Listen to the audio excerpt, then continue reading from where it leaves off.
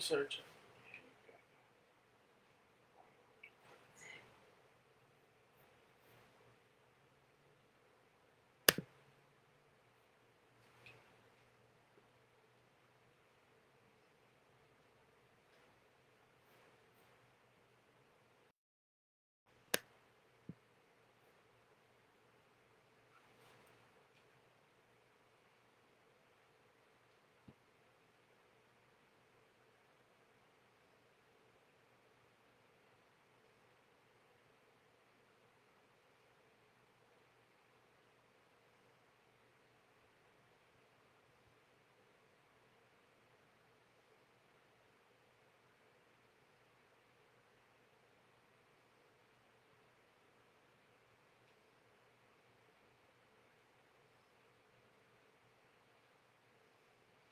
Figure we could do without the constant delay, so we'd be quiet today.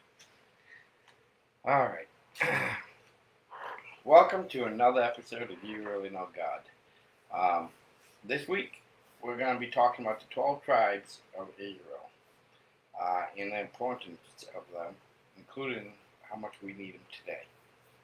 So we're going to start off with the first Bible verse for today. I might read a couple of them today.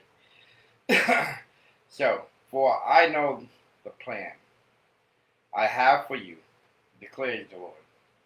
Plans to prosper you and not harm you. Plans to give you hope and a future. That's Jeremiah 29:11. That's a good one. Now, the 12 tribes of Israel is a pretty interesting thing. Yeah. Back in the day, a lot of people had multiple kids in big families. And start off, one of them was Abraham. Abraham had... I think he was the first one to have a big family, you know? No, Moses had a big family too. Didn't Abraham come before Moses? No. I thought Abraham was the son of Cain.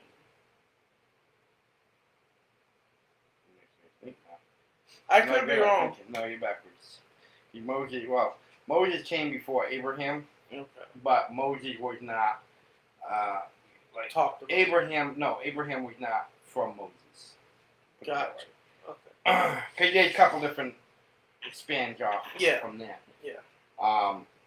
But Abraham had a son, Jacob.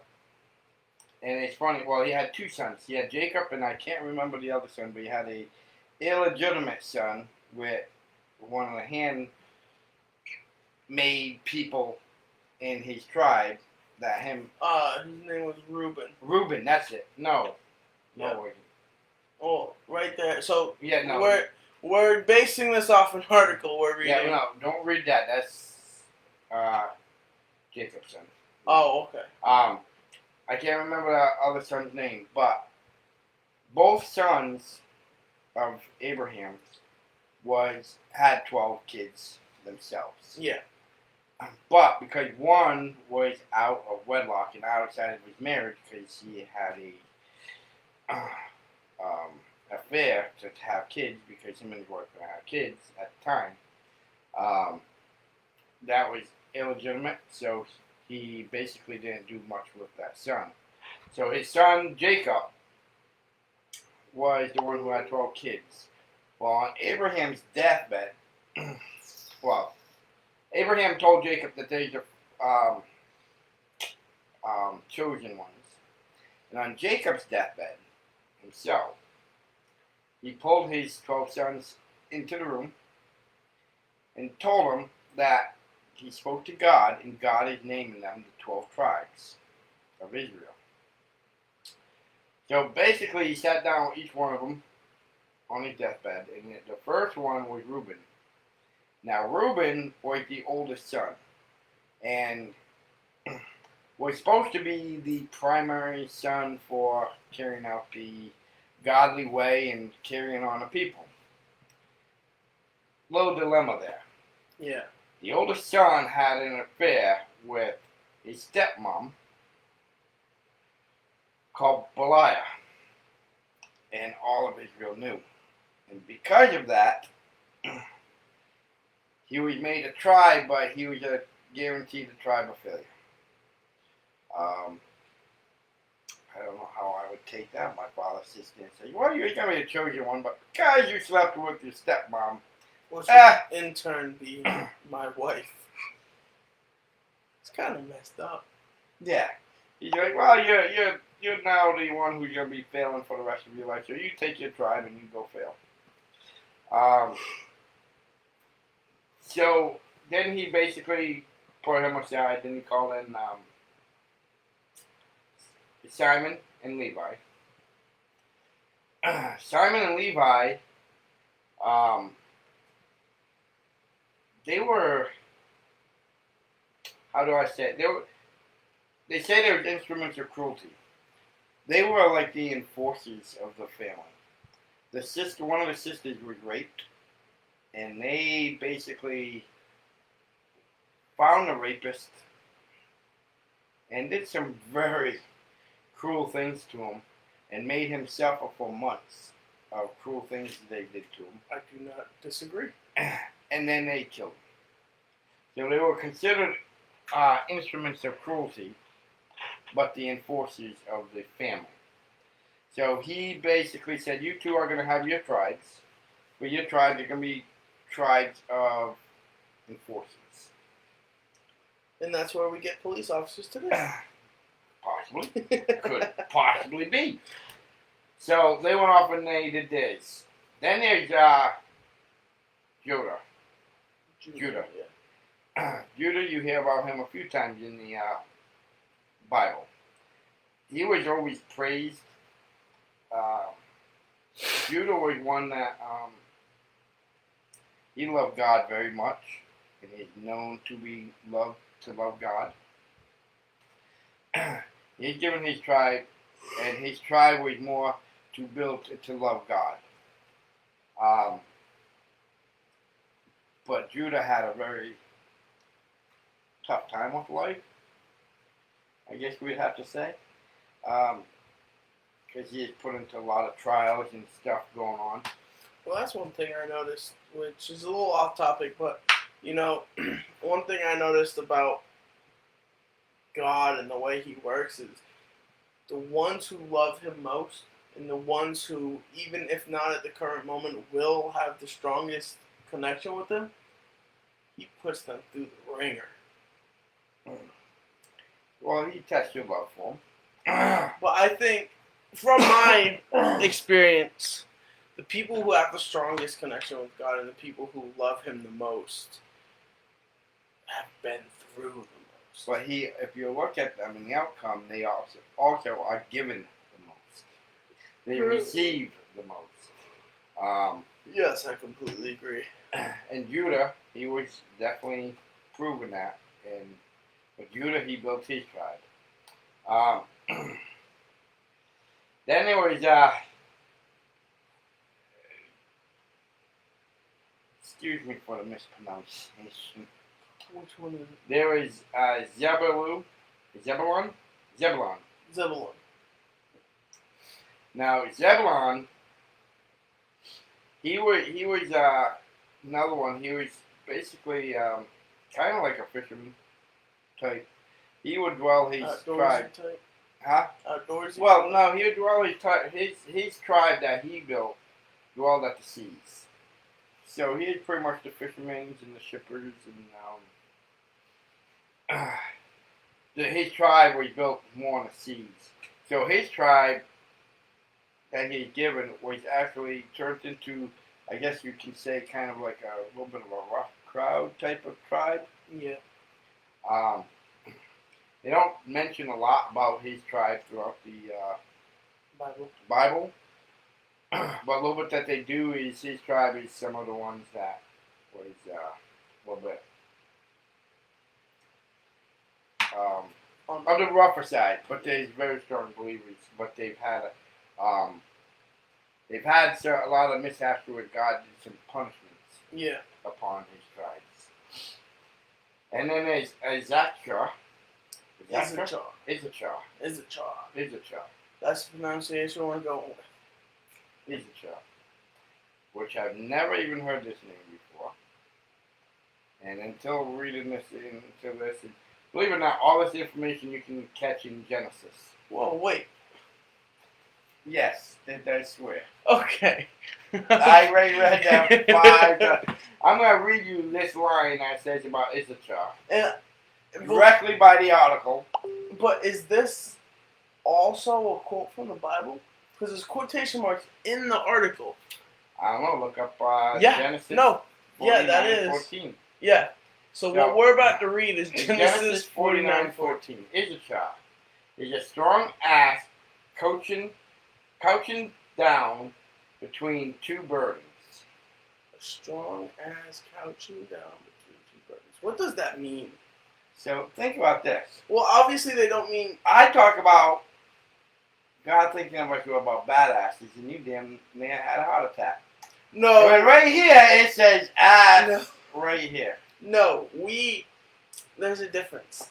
This form of ass is a donkey, I believe. They're referring him to a donkey. Still the word ass. I don't think badass is a donkey. But I mean, a bad donkey. But what does it mean for a donkey to be couching down between two burdens? It's basically... And do they mean crouching? Crouching, yes. Kind of. Well, is there a typo in the Bible? No. What that meaning is with Issachar. Issachar had two burdens. And there is a little bit about him in the Bible. I've read a little bit about him. I can never pronounce his name. But Issachar was one of those that... He was the typical person who had the angel on one shoulder and the devil on the other. Yeah. So he always had the two burdens in his life of follow God or do what I want. And throughout the Bible, well, that they talk about him, he does both from time to time. So that is why they say he has two burdens. All his life he had two burdens. He wanted to follow God, but he also wanted to do his thing. Yeah. You can't do both. Unfortunately, you can't do both. Well, we really don't talk a lot about Dan, huh? No. He has, including his name, he has 5 words. Yeah. Now, Dan was judge of people. Dan was one who sat there and judged people by appearance. He judged people by what they did, judged people about everything. Then there was Gad. Gad was one that, for a while there, the armies tried to take him down and came after him. I forgot what he did. I'm trying to think, but he was one that stood up for people, stood up for himself, and armies came down after him. But he would prevail in that in the end because he was a strong follower of God. But with his tribe, and his tribe meaning his kids and whatever. Yeah. With his tribe, also his tribe got divided at one point, and he's half bad, half good, and God wiped out half his tribe, but he was on the side that prevailed, because he is a strong follower, strong faith. So he's kind of like an underdog. Yeah, he's an underdog that basically God helped out a lot and kept him going. Yeah.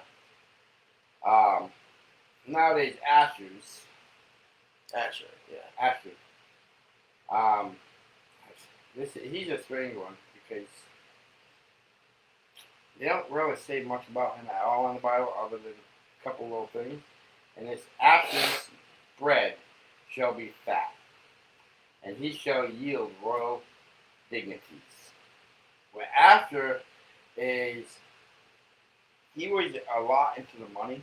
Yeah. And his tribe was big into the money, and they ate big, whatever, and acted like royalties. Then there's Naphtali. Naphtali.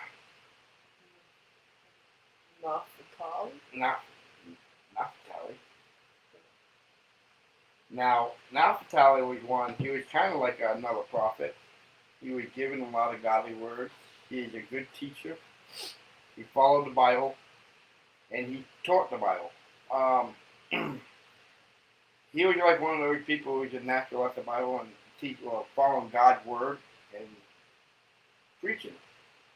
Um, and he basically brought his tribe up to be preachers. Yeah. Now there's Joseph. Now, you've heard of Joseph. Joseph mentioned a lot in the Bible. I don't know. Is this the same Joseph?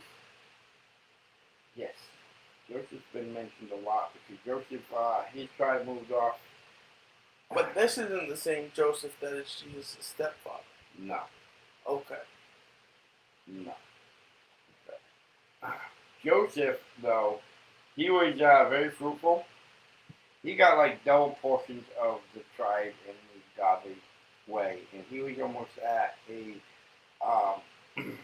level of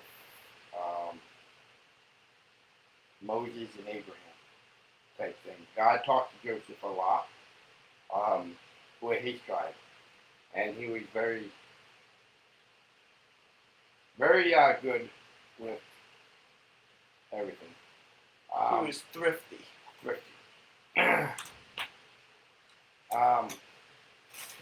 Then there was Benjamin. Benjamin was very bad. Benjamin would be breathing as a wolf. What does Yeah. that? Well, I mean it's because he was pretty much like a wolf. He would do what he wanted, he devoured stuff. He would devour prey in the morning, and then divide and spoil at night. So he wound up not being so good. Now, here's the one thing that had me slightly thrown off, and somebody can help me with this and tell me a little bit more. He had two more sons, Manasseh and Ephraim, who were also blessed but were not considered a tribe. Right. Not given a tribe. If you read a lot of stuff in the Bible is all about 12. There's a lot of things that 12 mean. There's 12 tribes. Yeah. 12 disciples. Yeah. There's 12 months in a year. Yeah. A lot of things come out as 12 in the Bible. Number 7 is a big. Yeah, there's number 7. There's a few numbers that are like standout numbers, and 12 is one of them.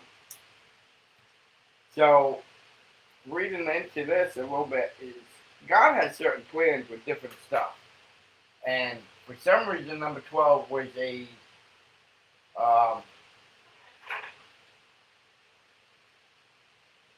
12 was like a big number for different things. There's several other things I can't think of off the top of my head that was 12 in the Bible. Also, with this, Benjamin was one who he gave birth to Saul. Saul.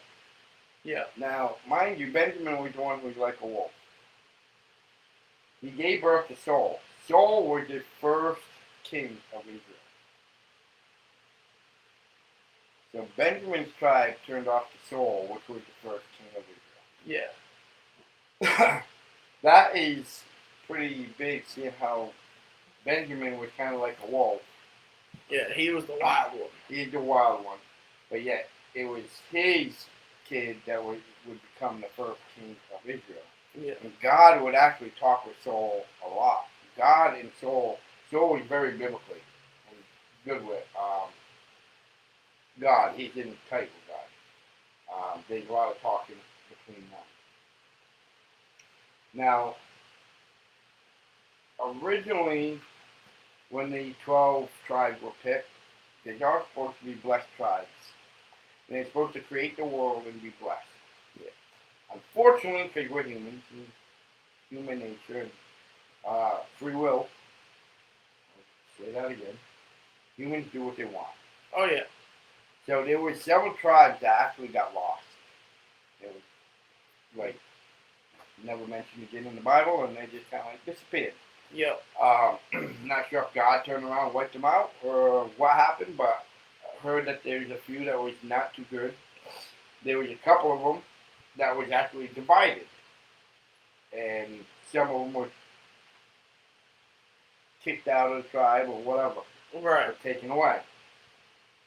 So the 12 tribes out there, but they had many different things because we're human beings. We're stupid. We think we know what's best. We don't for us. exactly follow what we're supposed to do. But God's plan was to have 12 tribes, and those 12 tribes lead out to 12 tribes, 12, 12, 12, 12, and Yeah. kind of build the world as it is today, but under better circumstances. It was his next attempt after Adam and Eve failed. Unfortunately, it turned into a second fail because God didn't want 12. He gave us free will. And I think that was God's biggest mistake, because he gave us free will. So, yeah, God's kind of on a losing streak in the beginning of the Bible. Yeah, and we don't listen too well to him. So, well, it's, humans are just like, 16-year-olds. Oh, just a couple of other things. With the 12, there were 12 minor prophets in the Old Testament.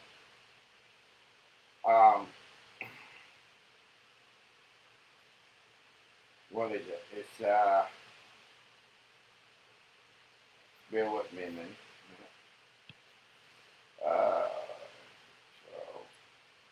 Israel, Abraham. Abraham, like I said, both his kids each had 12 kids. And then Jacob had 12 kids. So 12 is a huge number to look up. 12 months in a year, 12 minor prophets. There's 12 pillars.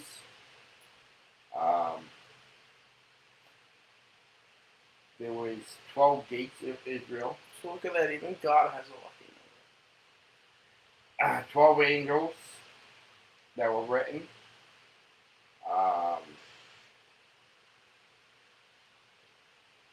Let's see. In Revelations, there was no more talks about the 12 children, which was basically the 12 tribes of Israel.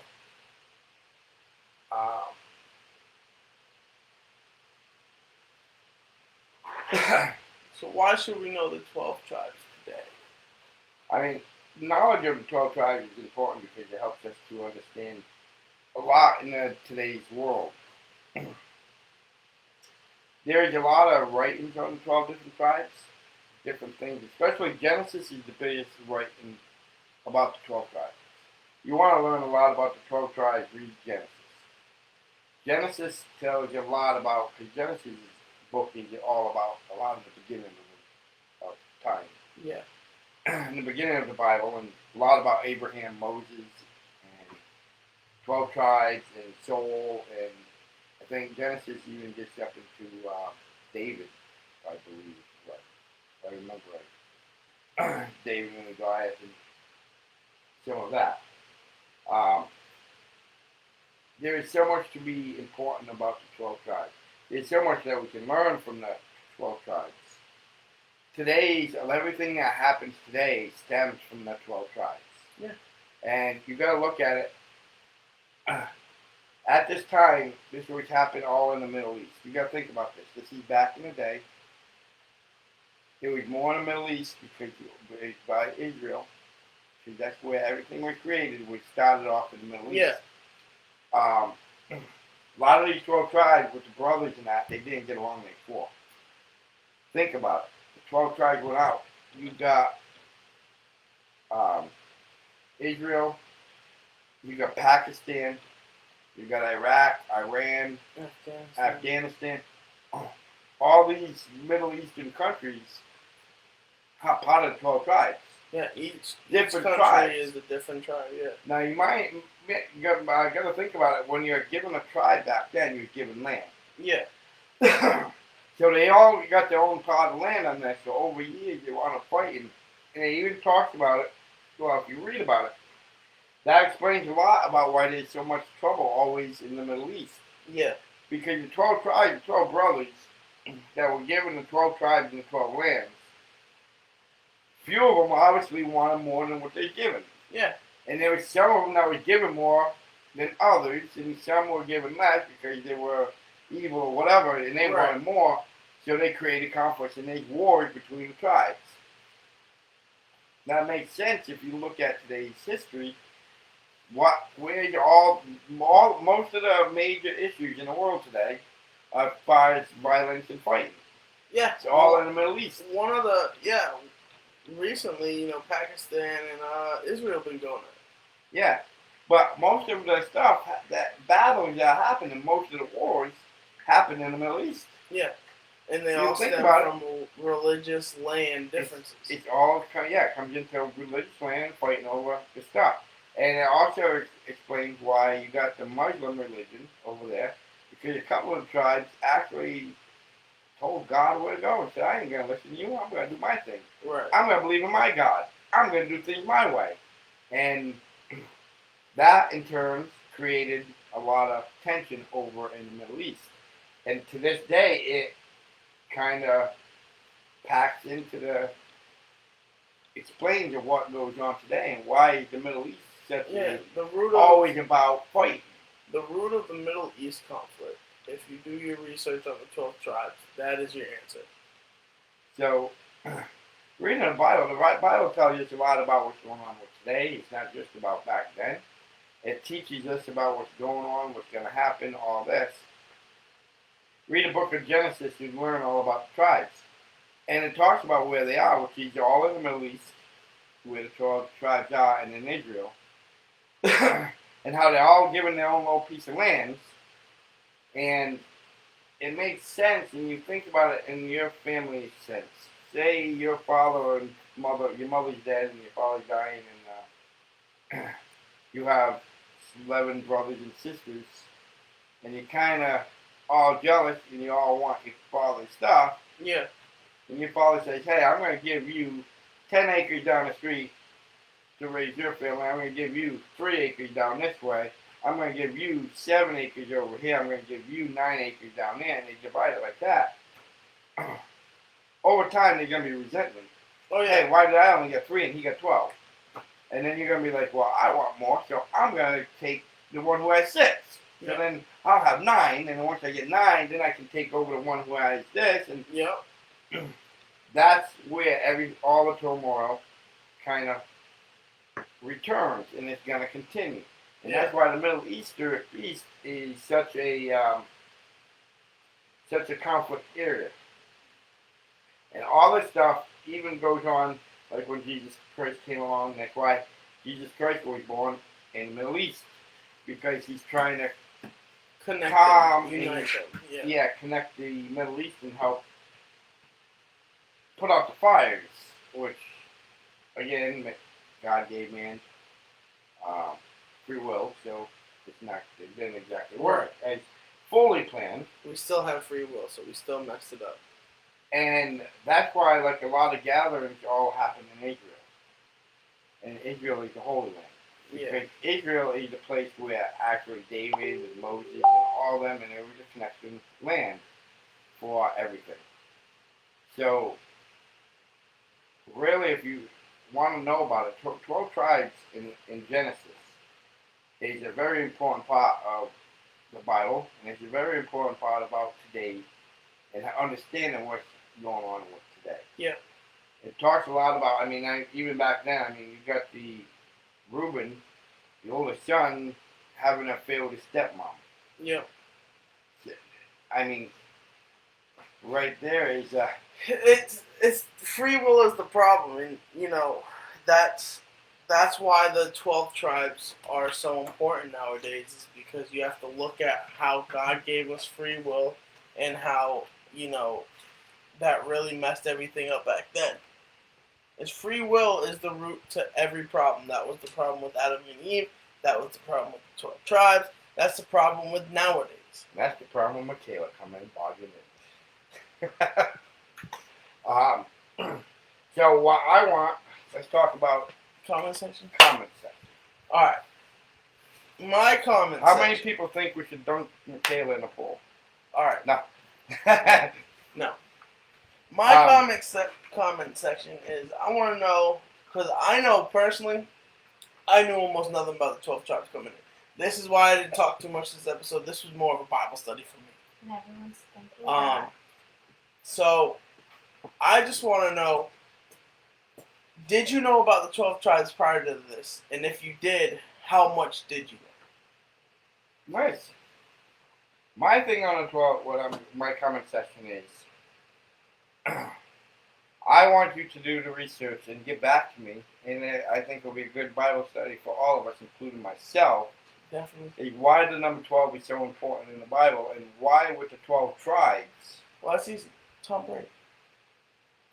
Tom Brady. Why is the number 12 so important? And also, with the 12 tribes, because there was a lot of kids, people back then who actually had 12 kids. Why was it actually Jacob the one who was picked to create the 12 tribes?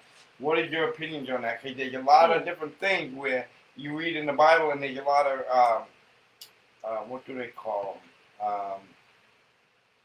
Theologists who are trying to figure out why Jacob was picked and why Abraham himself wasn't picked, or why Moses wasn't picked, or why some of the other people along the line wasn't picked with 12.